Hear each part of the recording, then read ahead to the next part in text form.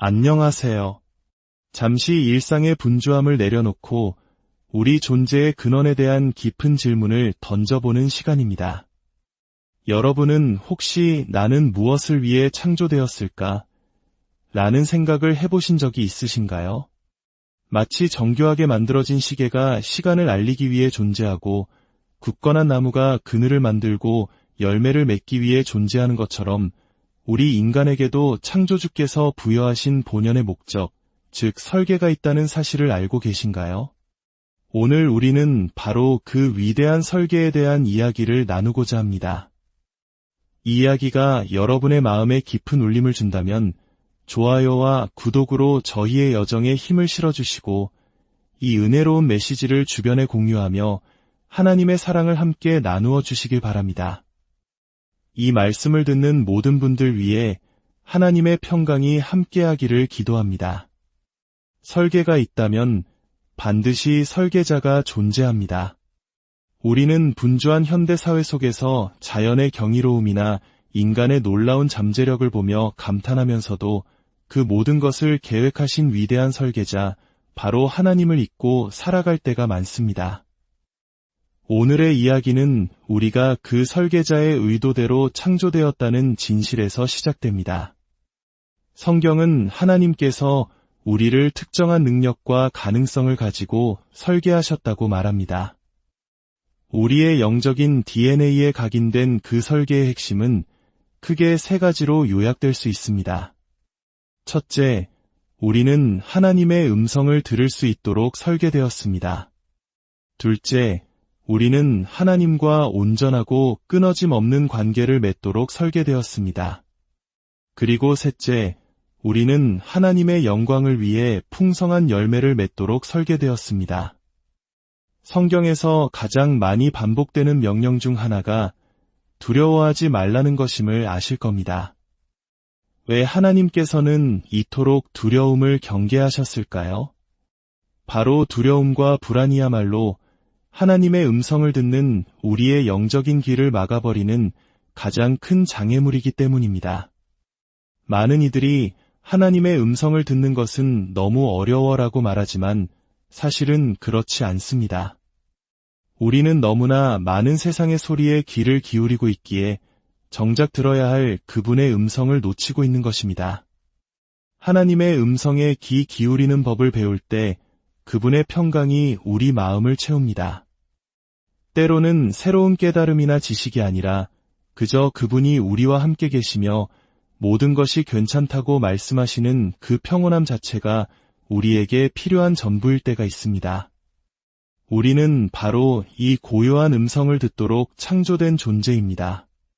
더 나아가 우리는 하나님과 온전한 관계를 맺도록 지음받았습니다. 죄가 그 관계에 장애물을 놓았지만 예수 그리스도께서 오셔서 그 장애물을 제거하시고 다시 한번 하나님과 깊고 친밀한 교제를 나눌 수 있는 길을 열어주셨습니다. 창세기에서 하나님께서 아담을 위해 하와를 만드시며 돕는 배필을 만들겠다고 하셨을 때 이 돕는 배필이라는 단어는 결코 종속적이거나 낮은 지위를 의미하지 않습니다. 이 단어는 구약에서 하나님께서 이스라엘의 돕는 배필이 되신다고 스스로를 묘사하실 때 12번 이상 사용된 단어입니다. 그 본래의 의미는 상대방에게 부족한 모든 것을 채워주기 위해 얼굴을 마주하고 설 수 있는 온전한 자격을 갖춘 존재라는 뜻입니다. 이는 동등한 파트너로서의 관계를 의미하며 바로 하나님과 우리 사이의 관계가 어떠해야 하는지를 보여주는 그림이기도 합니다. 우리가 회개를 통해 마음을 정결하게 할 때 이 관계는 더욱 깊어지고 우리는 본능적으로 하나님의 마음을 느끼고 그 뜻에 순종하는 성숙함에 이르게 됩니다. 이제 오늘의 핵심 주제인 세 번째 설계, 바로 열매 맺는 삶에 대해 이야기해 보겠습니다. 이것은 여러분이 생각하는 것보다 훨씬 더 중요한 문제입니다. 하나님은 본성적으로 증가와 풍성함에 깊은 관심을 가지고 계십니다. 그분의 나라는 영광에서 영광으로 나아가며 그 통치의 더함에는 끝이 없습니다. 따라서 우리에게 열매를 요구하시는 것은 우리를 힘들게 하려는 것이 아니라 우리가 설계된 본연의 모습대로 살아갈 때 자연스럽게 나타나는 결과이기 때문입니다. 저희 집 뒤뜰에 작은 과수원이 있습니다. 몇 년 전 심은 25그루의 나무들이 이제 제법 자라 열매를 맺기 시작했습니다. 제가 나무들 사이를 거닐 때 그 어떤 나무도 나는 열매를 맺을 것을 선포하노라. 사과야, 열려라. 예수님의 이름으로 명하노니 나는 열매 맺는 나무가 될지어다. 라고 외치는 소리를 들어본 적이 없습니다. 나무는 그저 우리가 주는 물과 땅의 양분을 흡수하고 햇빛을 쬐며 자신의 자리를 지킬 뿐입니다. 열매는 그 나무가 생명의 근원과 올바르게 연결되어 있다는 자동적인 증거입니다. 우리도 마찬가지입니다. 우리가 하나님이라는 생명의 근원과 올바르게 연결되어 있을 때 열매는 자연스럽게 맺히게 됩니다. 그리고 그 열매는 측정 가능하며 눈에 보이는 증거가 됩니다. 요한복음 14장, 15장, 16장에서 예수님께서는 열매 맺는 3의 비밀을 우리에게 알려주십니다. 예수님께서는 우리에게 무엇이든지 구하라고 초대하시면서 그 기도의 중심에 있는 강력한 동기를 밝히십니다. 그것은 바로 아버지 하나님께서 영광을 받으시는 것입니다. 요한복음 14장 13절은 이렇게 말합니다.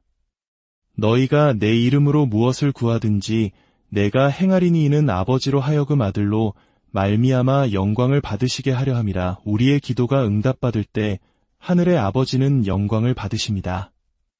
우리는 세상에 기도 응답의 증거를 보여줄 책임이 있습니다.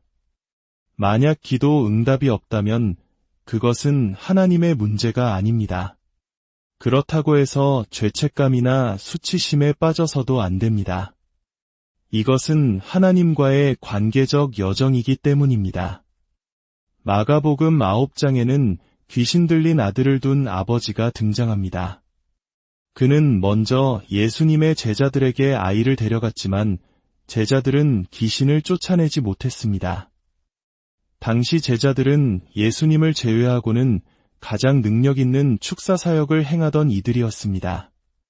하지만 그들은 실패했습니다. 이 모습을 본 제자들은 나중에 예수님께 조용히 다가가 묻습니다. 어찌하여 우리는 능히 그 귀신을 쫓아내지 못하였나이까?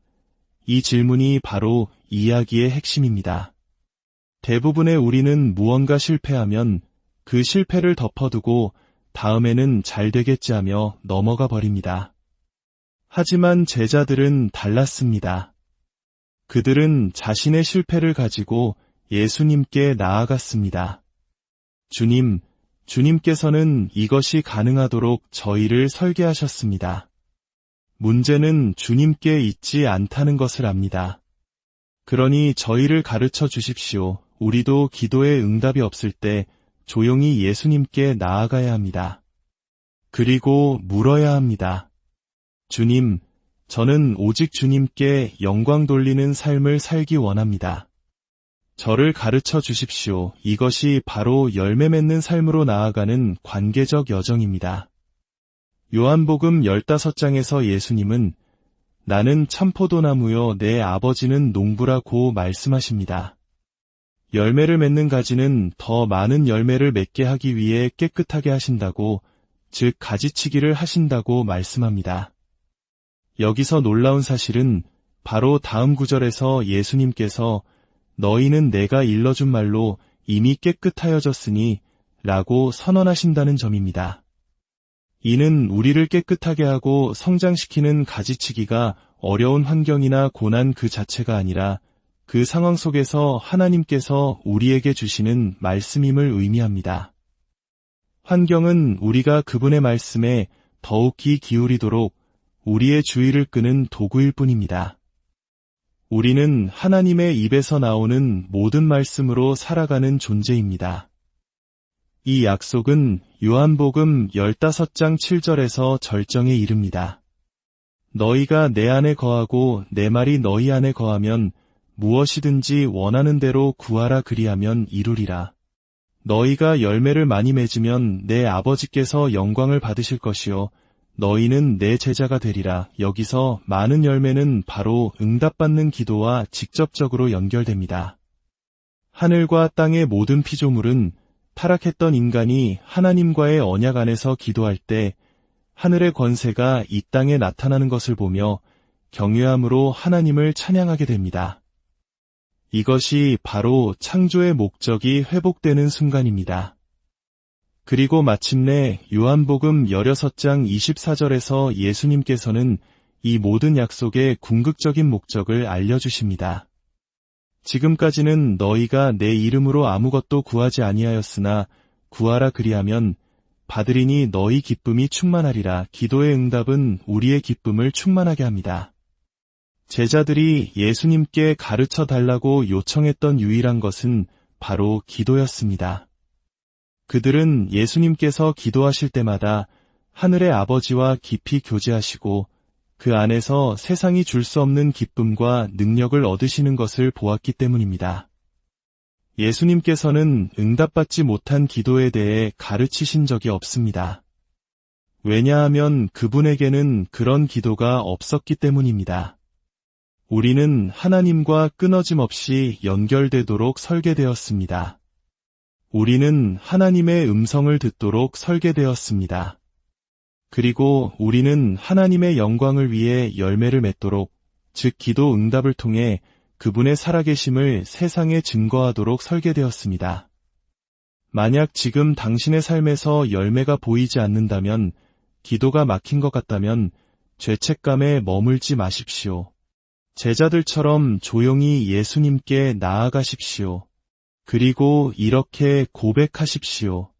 주님, 저는 주님의 것입니다. 저는 주님께서 영광 받으시는 삶을 살도록 창조되었음을 믿습니다. 불가능해 보이는 삶의 문제들이 예수의 이름 앞에 무릎 꿇는 것을 보기 원합니다. 제 입술을 통해 기적이 일어나고 그 응답받는 기도를 통해 온 세상이 완전하신 아버지의 선하심을 찬양하게 하옵소서. 저를 가르치시고 인도하여 주옵소서. 기도는 우리가 이 땅에서 하늘의 뜻을 이루는 통로입니다. 기도는 우리의 권리이자 책임입니다. 함께 기도하겠습니다. 사랑의 하나님 아버지, 오늘 저희가 하나님의 위대한 설계 안에서 창조된 존귀한 존재임을 다시 한번 깨닫게 하시니 감사합니다.